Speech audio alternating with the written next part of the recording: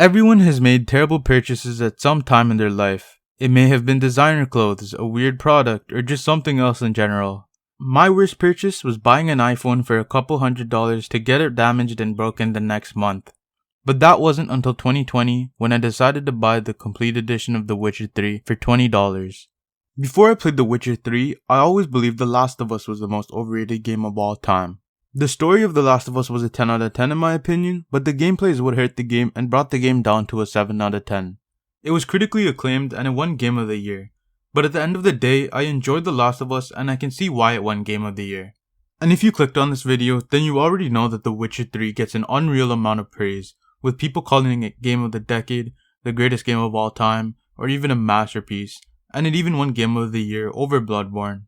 Now Cyberpunk recently came out, and you guys probably already know that that game was a disaster on console, and PC as well to a certain extent. And now CDPR is remaking or remastering or something The Witcher 3 on next-gen consoles in the latter half of this year, and that's what led me to make this video. Before I start talking about the game, I will admit that it was kind of my fault for not enjoying the game.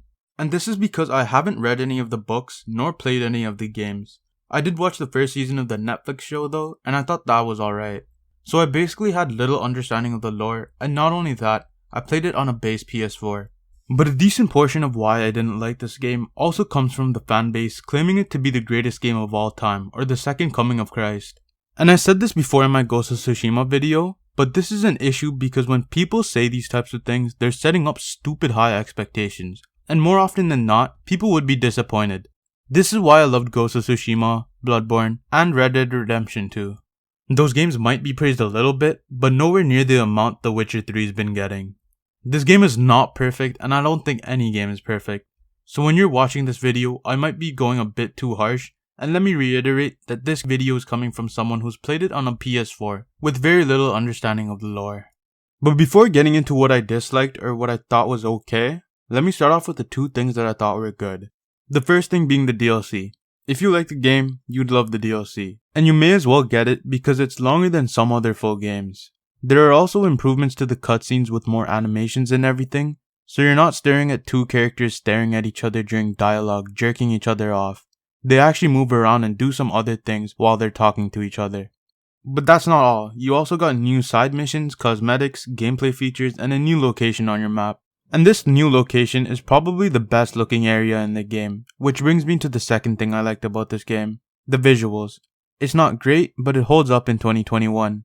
The DLC especially, because what you're seeing right here is again on a slim PS4, and it probably looks way better on a PC with max settings on some graphics mods. The faces aren't that great, but that's whatever. But honestly, those are the only two things that I thought were good about the game. There were some other things that were good until they decided to do something to screw it up.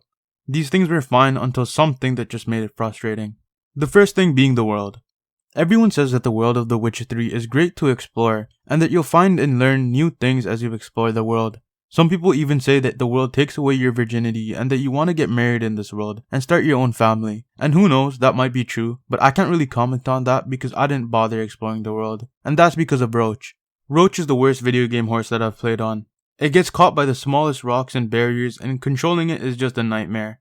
Now some people might say that I shouldn't judge the horse because of CD Projekt Red's low budget and how the game was made in a short time period, and to that I'd argue that they should have waited and spent more time and resources fixing their problems. They made a bunch of their side content and consumables super detailed like the alchemy or some of the extra filler content in the story or the side missions. White Orchid also barely had anything. There were a few missions and side missions, but that's it. You never go back there for any of the other missions later on in the story. You're literally just there at the beginning of the game, and that's it. Now it's nice that they have a bunch of options, but at the end of the day, I would much rather have a solid game instead of having a broken horse and a pointless map location with an overwhelming amount of craftable items, consumables, and collectibles. If they'd fixed the bugs surrounding Roach, I might have actually tried exploring the world everyone claims to love. But that's not the only reason why I didn't explore the world. The other reason is because of the long ass wait times on PS4. Now I understand that this isn't an issue on PC because of modern SSDs and whatnot, but on PS4, the loading times are way too long. I'll talk more about the technical issues in a bit, but the load times were a huge problem, and it's another reason as to why I didn't explore the world. The next thing that just pissed me off was the soundtrack. Now it's less of an issue, but more of an annoyance that could be easily fixed. Now the soundtrack was nice to listen to for like the first 6 hours I want to say, but once they started playing the same song over and over again, it started getting repetitive. First of all, they should have added more songs into the OST so it doesn't feel saturated. But more importantly, it's in almost all of the cutscenes. One cutscene that would have been way better with no music in the background would have been the scene where you first find Siri. And now when I talk about these cutscenes, I'm referring to cutscenes with dialogue. But listen to this. What creature was it? Huh? Creature? One that gave you the scar over your left eye. It's new. I don't remember it. Souvenir from the cockatrice of Spala. Another addition to the collection. Nothing special. Yours is healed beautifully, though. Avalok. He prepared some special ointments for me. But that was before the curse gripped him. Wonder where he is now. We lifted the curse. He's at Kaer Morhen, waiting for you. Are you serious? You must be. You'd not jest about something like that. A nice thing to wake up to. You trust him? Avalok? He's not let me down to date. Not once. And now listen to this. Souvenir from the cockatrice of Spala. Another addition to the collection. Nothing special. Yours is healed beautifully, though. Avalok. He prepared some special ointments for me. But that was before the curse gripped him. Wonder where he is now. We lifted the curse. He's at Kaer Morhen, waiting for you. Are you serious? You must be. You'd not jest about something like that. A nice thing to wake up to. You trust him? Avalok? He's not let me down to date. Not once. In the second clip, there's no music in the background trying to force some sort of emotion down your throat. But in the first part, their music was alright until their convo started shifting into more serious matters. The uplifting type beat song makes sense after seeing Ciri and Geralt talking for the first time after years, because it complements the cutscene. But then it continues as they start talking about Avalok, and it screws up the tone of the cutscene. So it just doesn't really make any sense to be there. And having it in this one scene isn't the problem, but the problem is having it in nearly every single cutscene. For example, there'd be a scene where some characters talk about who they sucked off the other day, and then you'd hear that bullshit in the background. And yes, I know that I should have won a Grammy for my singing right there, and I totally agree. But the point is that there can be music for some dialogue scenes depending on the cutscene. A bunch of games handle music differently, but one good example I can think of is Ghost of Tsushima. And a really good scene that comes to my mind is the final mission that I don't want to show and spoil. But if you played it, you know how great it sounded, and it never felt like it ruined the moment of the cutscene. Now in The Witcher 3 you can turn off background music, but it sucks that you aren't able to turn them off for cutscenes specifically. And it sucks that you end up hearing the same songs in the OST during gameplay over and over again because of the length of the game. If the game was much shorter, the repetition wouldn't really be a problem, because the soundtrack to this game sounds great, but it's just that when you keep playing the game, it just becomes annoying to listen to. Now something else that I thought was okay was the side content. Before playing this game, I heard people comparing this game to Red Dead Redemption 2, and people were mentioning how the side content in this game was the greatest side content to exist in any video game. They say that The Witcher 3 is an almighty god and the side content is its son.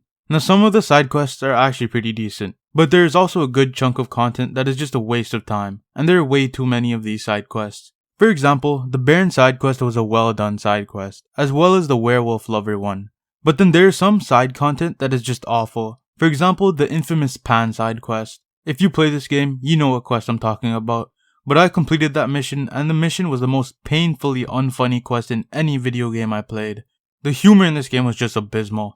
And yeah, I guess that's kind of a subjective thing, but all the jokes that they threw at me were just complete misses. Not a single one was remotely funny. And I just found missions like these a waste of time. There are other side missions that weren't included as comic relief, but it doesn't take away from the fact that it sucked. In the side quest of Swords and Dumplings, you have to go into some elf's house, and then you have to go complete a series of fetch quests for a new sword. Now I get that this quest is trying to show you that war sucks, and that there's a lot of hardships you have to face and everything, but that's what almost every side mission in this game boils down to. And again, there's just way too many of these side missions. Same thing with the treasure hunts. The Witcher contracts are okay, but then the gameplay in this game isn't great. And the last thing that was just meh, okay, or whatever was the voice acting. Now I never really talk about the voice acting of games because they're usually good. I'll only briefly talk about it if they're really good or if they're bad. And for this game, it wasn't that good. Now I get that Geralt is meant to be an emotionless character, so his voice is monotone for the most part, and that's fine. But some of the other characters have terrible voice acting. Triss, Vesemir, and the kids all sound really bad. For Triss and Vesemir, it's their emotions that suck, and for the kids, it's just the voice actor or actress's voice that just sounds awful. The rest of the characters just have okay or mediocre voice acting.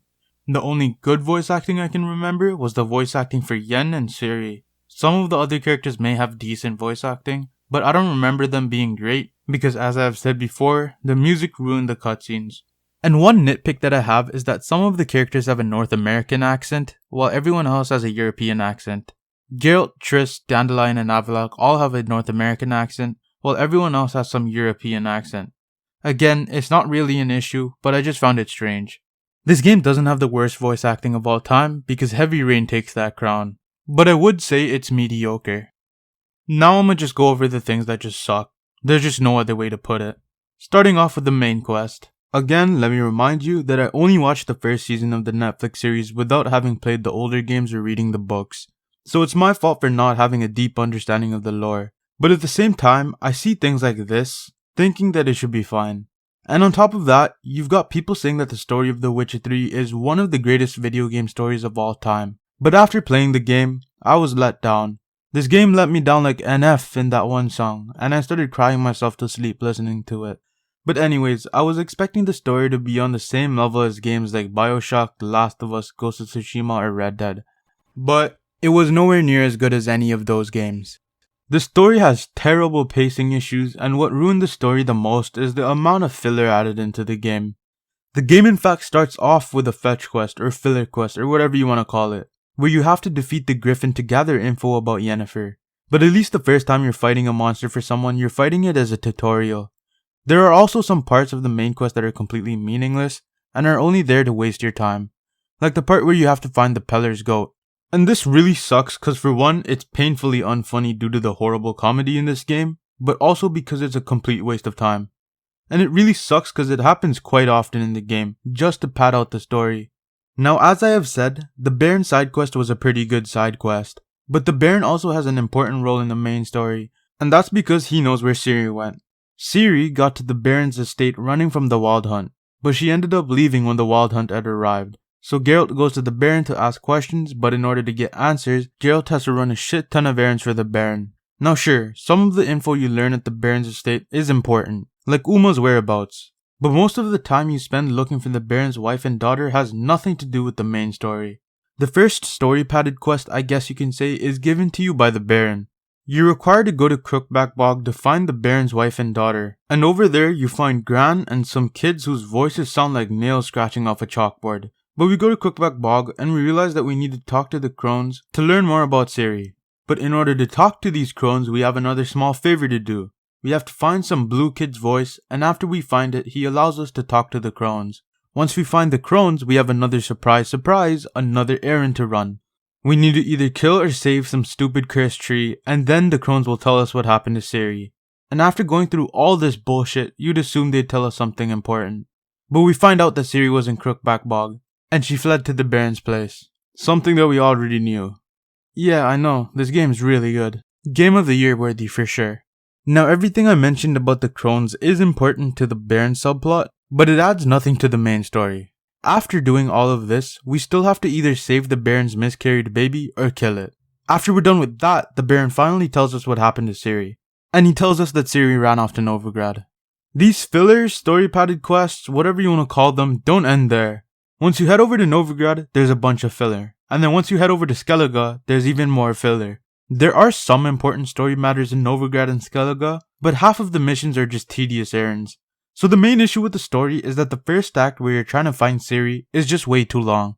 All you're doing in Novigrad and Skellige is finding out where she went, and you find some mask and box to help you. Finding Ciri is just way too tedious. I could have finished other games in the time it took me to find her, but the moment you find Ciri, the filler pretty much ends. But then it leads to another issue. They expect you to care. Again, as I have said before, I have very little knowledge of the lore. But during this entire game, the only reason as to why they want you to care about Ciri is that she's Geralt's daughter, and we know that she likes to train and that she's smart from the tutorial. But other than that, there's absolutely nothing. There aren't any flashbacks or anything in the game showing us why we should care about Ciri. They just tell us to care. The Last of Us Part 2 does a good job for new players by kind of recapping the first game in the very first scene when Joel is talking to Tommy. And on top of that, they added in flashbacks of Joel and Ellie's relationship showing why Joel and Ellie cared for each other. The Witcher 3 tells us why we should care about Geralt and Ciri, while The Last of Us Part 2 shows us why we should care about Joel and Ellie. And there's a difference between telling the player something and showing the player something. But I watched the Netflix show and it gave me more info on Ciri's character, but it never told me why we should care about Geralt looking after her, because the season ends off with Ciri and Geralt meeting each other for the first time. But what's even worse is that Ciri wasn't even in the older games. So even if you've played the older games, there's no real reason to care about Ciri unless you've read the books. The relationship between both these characters just suck. Ciri's relationship with Geralt is just as good as Dina's relationship with Ellie. Ciri is Geralt's daughter, smart, and likes to fight. And Dina is Ellie's lover, gay, and unfunny. The only thing that hides these characters as flaws is both the voice actress's voice acting. So all in all, the long stretched out quest to find Ciri doesn't really achieve anything at the end of the day. Some people don't mind these stretched out quests because they have fun enjoying the game and its gameplay, but I wish the game got straight to the point without dragging the story on for so goddamn long. And filler sucks, especially in video games, because you're being forced to complete all these quests, and you have no option of skipping them. Filler is only fine in TV shows in my opinion. For example in Naruto or Naruto Shippuden. If people want to watch the filler episodes, then they can choose to do so. If they don't want to, then they can just skip all the fillers by searching up a fillers list on the internet. But in a video game, you have no option but to play through the filler content to progress through the story. Now another issue with the story is the drastic change in pace after finding Ciri. The rest of the story gets crammed into around 10 hours of gameplay, and this is in around about a 50-hour game. First of all, I will say that the Battle of Kaer Morhen was good. It wasn't anything crazy, but it wasn't bad. But my main issue with the final hours of this game is that they start bringing up the important lore on the White Frost and the Wild Hunt all near the end of the game, instead of choosing to build it up from the beginning. That way, there would have been a climactic ending. But instead of choosing to build up the White Frost, they decided to introduce it right before the final mission. That's what I call good writing. Now, it's not always right before the final mission, but during my first playthrough, I only learned about the White Frost right before it. It depends on what order you do the missions. Now they did foreshadow Ciri's potential death depending on your ending at the very beginning of the game in the tutorial, but then again, they never built up the White Frost by explaining what it is throughout the game. Near the very end of the game, it becomes the center of the plot and they don't even explain what she does to stop the phenomenon from coming true. They just tell you that she does it somehow at the very end depending on your ending. This game needs to spend much less time finding Ciri by removing all the unnecessary story padding missions, while spending more time building up the White Frost and the forgettable Wild Hunt. They should have shown us why we should care about Ciri, and what Ciri did at the end of the game with the White Frost, instead of telling us all these things. Because again, we barely know anything about the White Frost. And the same thing with the Wild Hunt. They briefly mentioned that they needed Ciri's elven blood to save their world, but that's about it. Now the Wild Hunt aren't necessarily terrible villains, but they certainly aren't memorable. The game was very rushed near the end, and they could have easily made the story better by cutting out some of the BS missions from the first 40 hours of the game. But anyways, I also chose Yen over Triss because after watching the Netflix series it made sense. You can see both the characters together in the show, so that's why I chose it. And if I hadn't watched the show, the romance would have been another issue, and I'm not gonna go over it because I'm gonna just be repeating what I said about Ciri. So overall, The Witcher 3 story was pretty poo. There are many story games out there that are better, and I wouldn't say The Witcher 3 story is anywhere near one of the greatest stories in gaming. If you want to play games with a great story, play games like The Last of Us, BioShock, Red Dead Redemption 2, or Ghost of Tsushima, as they all have better stories compared to The Witcher 3 from my experience. If you have a deep understanding of the lore, this story might actually be really good, but if you're playing this game with no prior knowledge of it, then the story isn't that good. Now let's talk about the gameplay. This game has dialogue choices that impact your story like any Quantum Dreams or Telltale game. It's still the same plot and everything, and the ending just determines who wins the war, who survives, who your love interest is, and stuff like that. It's typical RPG dialogue, and it wasn't anything that really blew my mind. It was just okay. Now sure, it's impressive for having all these dialogue options, but the story doesn't really do it any justice. But now let's move on to the combat. It's not that good. If I can explain it in one word, it would be that it's clunky. Everything from the movement to the swordplay just feels off. I do like the signs in the game, but aside from that, nothing from the combat really grabbed me. Fighting the enemies felt like a chore, and what makes it even worse is that it's a 50-hour game. And after playing a game like Bloodborne or Ghost of Tsushima, playing The Witcher 3 just feels like a major downgrade. Now I know that Bloodborne is a game that's gameplay oriented, but I feel like people are forgetting the fact that The Witcher 3 has around the same amount of time spent in combat. And even if there isn't as much combat in The Witcher 3, it's still a video game where you spend a good portion of the time fighting enemies to progress through the story. And if the gameplay isn't polished, people are going to get bored of the game. And many people did get bored of the game and then they stopped playing it. They chose to focus on polishing the alchemy and everything instead of the actual game. And I don't understand why they did that. Now I also played this game on Death March and I noticed another issue where the difficulty was just inconsistent. It was hard at first, but once I got the hang of it, the game was pretty easy. The DLC on the other hand was way too difficult. So basically the enemies have increased health and they deal way more damage. So because of this, I just changed the difficulty and played the game on easy. I do feel they should have made the game a bit harder on Death March in the base game, but make it way easier in the DLC. Now when it comes to the RPG elements of the game, I guess they're fine if you like RPGs. But I'm not really a fan of the genre, so I don't really like it. I don't like the idea of being restricted to a specific build. I want to try out all flavors of the pie or the condom. The only RPGs I really liked were Bloodborne, Dark Souls 3, and Black Ops Cold War campaign. If you really think about it, it is an RPG. But in the From Software games, the gameplay is the main focus, and it makes sense to replay the game and try out different builds. And in Black Ops Cold War, there's a little more emphasis on the campaign, but the story is really short, and if you really want to try out the different perks or wildcards, you can choose to do so. But you'd mainly replay the campaign to see the different endings. And it makes sense to replay the campaign in COD because again, it's really short. And now I do plan on playing other RPGs, but of the RPGs that I've played, Bloodborne is definitely my favorite one. And it probably will be my favorite one for a long time. Now the last thing about the gameplay is about its HUD and the UI. The HUD in this game isn't the worst HUD ever, but it kinda sucks. Some of the things like the controls in the bottom right and the objectives board under the minimap are just unnecessary or just shouldn't be there the entire time. But since you're able to customize the HUD to your own preference, I'll just let it slide. But one thing that kinda bugs me is how only one quest can be tracked at a time. This is frustrating at times because sometimes I'll be taking the dumbest routes to objectives. There'd be some quest I was gonna do later on, but I could have done it while I was on my way to another quest. If all the quests were available on the map, I wouldn't have spent so much time focusing on one quest line or going back and forward through the quest tab and the map tab to see which quest is closest to me. Because the UI has a delay, so you're spending even more time going through it.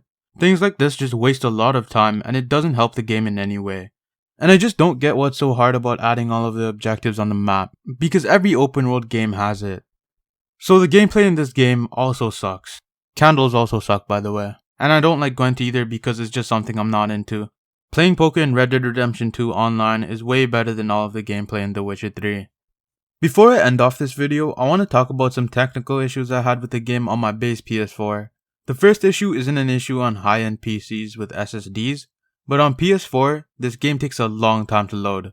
Loading up a save, fast traveling, and respawning after a death takes about 60 seconds. And on top of that, when you respawn, the game loads you in before you even started some quests. So you sometimes would have to skip through BS cutscenes again. Saves is a stretch, so take that word with a grain of salt. But what saves this issue is that they have a quick save option. But this shouldn't even be a problem in the first place because I can't think of any game that I played on PS4 or even PS3 with checkpoints this awful. The automatic saves shouldn't be this poo in any game. I remember doing the botchling mission with the Baron and dying near the very end. When I respawned, I wasn't even in the quest, and I had to restart it by meditating to the specific time of day for the mission to start. This issue did not help with getting me hooked on the game. I was constantly dying and waiting while trying to get used to the controls while I was fighting the Griffin. And when I respawned, I had to skip through all the dialogue to get to the point where I died. Another game-breaking issue that I had with the game were the blue screens near the end of specific quests. I don't know if any of you guys on PS4 had this issue, but I kept getting blue screens near the end of the Battle of Kaer Morhen. I was almost done the mission, but my game kept blue screening. At first I thought whatever, it might be my old PS4, but I reloaded the game and I had to restart the entire mission. So I had to go over the attack plan and everything all over again. This mission is nearly an hour long, and I had to waste another hour getting back to where my game crashed. But then I got to the same point, and the game crashed again.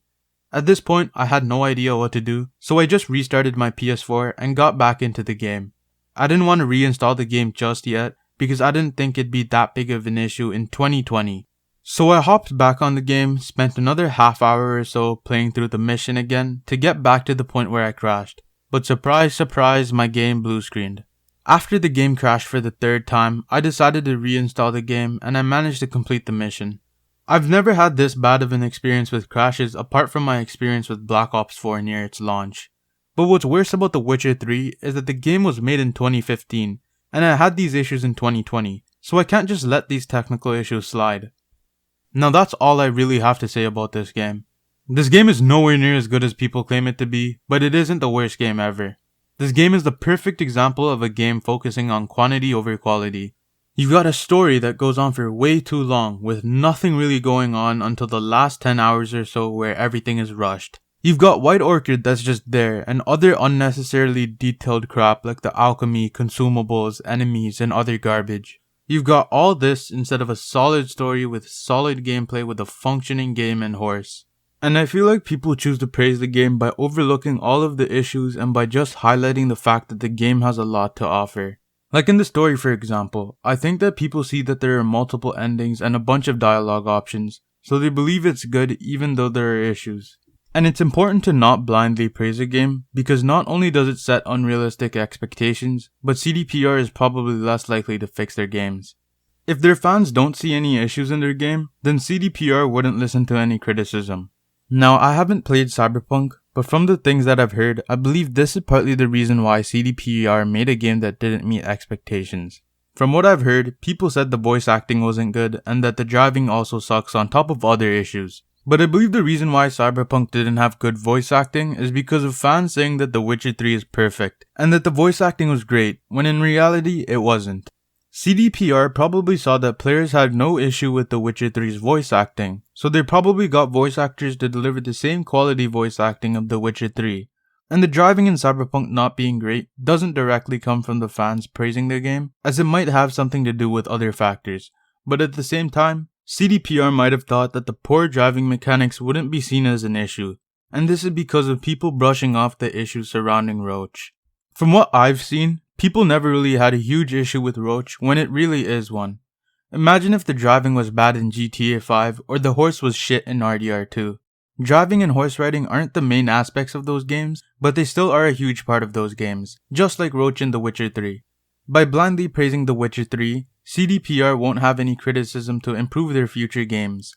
And fans would also be disappointed by the game not meeting their high standards, which weren't even met in their original game. Coming from a PlayStation 4 player in 2021 with little knowledge of the lore, The Witcher 3 is not that good. I feel like that score is a little generous, but I'ma just go with it. If you want to play this game, try borrowing it from a friend first and see if you like the gameplay. If you don't, then give this game a hard pass. But if you like it, then get the complete edition and play it on PS5 when the remaster comes out. Am I going to be playing this game on PS5 when it comes out? Maybe, probably not. I'm definitely not going to be playing this game again on PS4 unless this video gets 1 million likes. I'd only recommend playing this game on a high-end PC or until the next gen versions come out. And even if you are playing on a high-end PC, there are a bunch of other games you should play. If you want to play an RPG with excellent gameplay that The Witcher 3 should have had, then play Bloodborne or a From Software game if you're not on PlayStation. If you want to play a story game with branching stories, then play Quantum Dreams games, the Black Ops campaigns, or even Until Dawn. If you want to play a game with an excellent story, play games like The Last of Us or BioShock. And if you want to play a game that's actually fun to play with an excellent story, then play Ghost of Tsushima. And if you want to play one that can pull off a long narrative, then play Red Dead Redemption 2. All of these games are a better alternative to The Witcher P. But that's all for this video, so make sure to leave what kind of punishment I deserve in the comment section below. And also, let me know if you guys want an apology video. Alright, later.